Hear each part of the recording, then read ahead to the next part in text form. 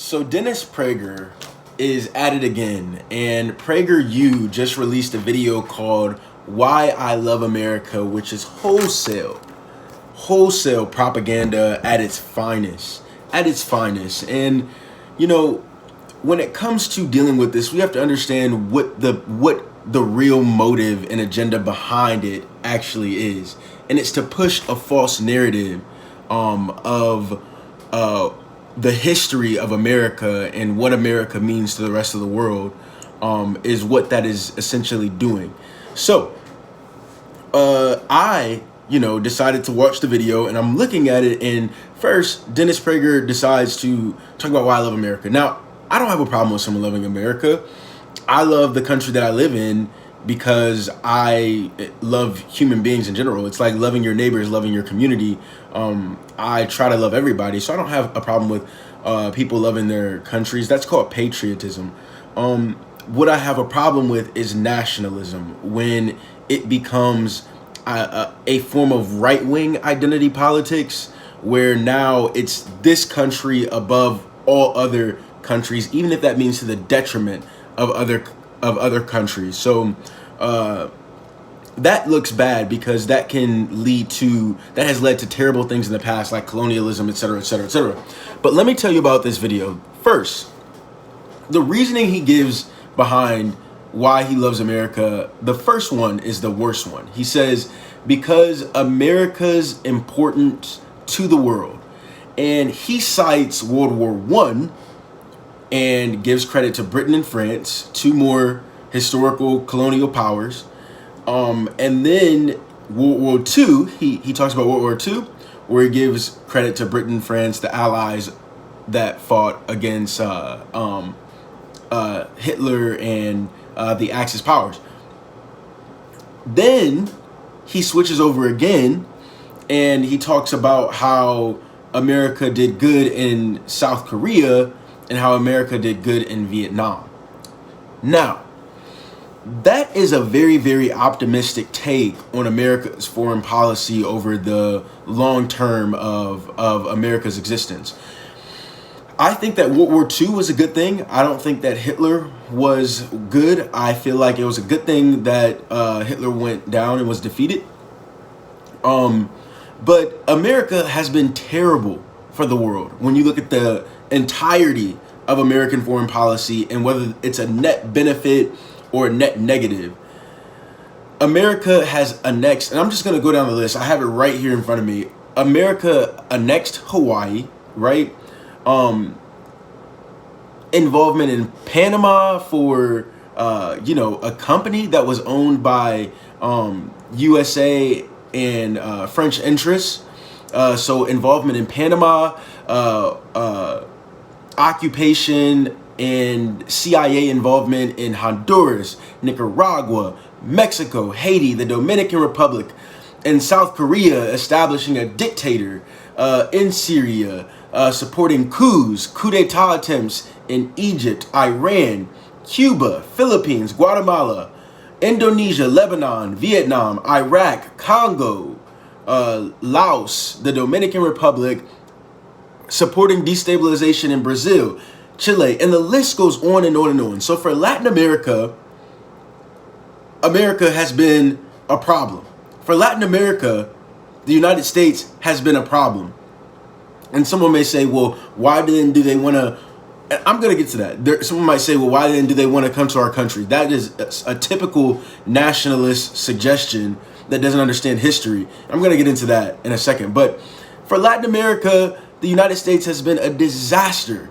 A disaster for not only for Latin America, for Africa. The United States has been a disaster. Britain, France has been a disaster for America, for Africa. For the Middle East, America has been a disaster. A disaster for the Middle East. So the idea that America's importance to the world is something to be admired. America's importance to the world is because of how bad America has been to the world. So when we talk about people wanting to come to this country, when we talk about people running to come to this country, it's because you destabilize their countries I mean, their countries are pretty much ruined because of the destabilization over decades that America supported. And now America closes their borders when they've trapped all the wealth inside of America. Okay. Number two, he goes into saying that America is unique. He says that it is founded not on a nationality, which is true, but actually, let me take that back. He says that America is unique, and he says that America was not founded on a nationality, but instead founded upon an idea of limited government, because the founders believe that the main principle is liberty. This is lies. This is lies.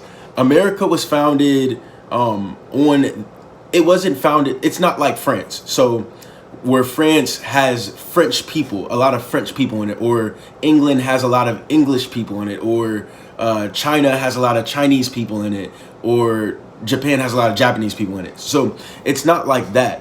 But what it did solidify is the notion of white supremacy in America, and that America is a country for white people.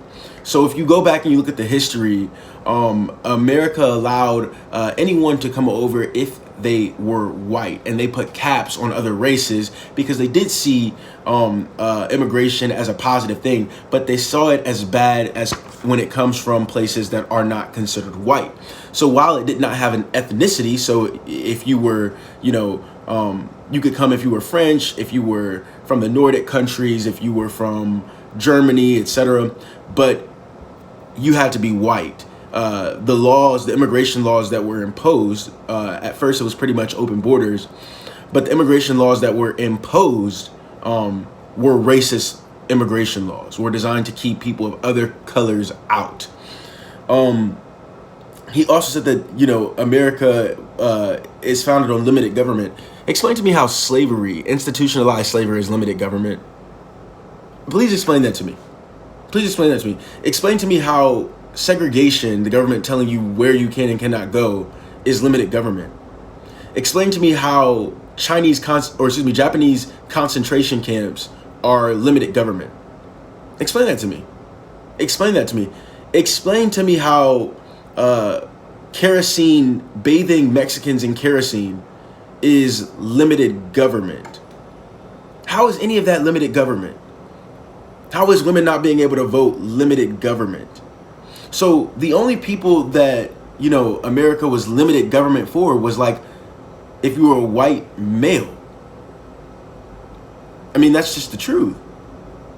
So, if you talk about liberal democracy, et cetera, et cetera, et cetera, America was not a true democracy for all of its citizens until like the 1960s.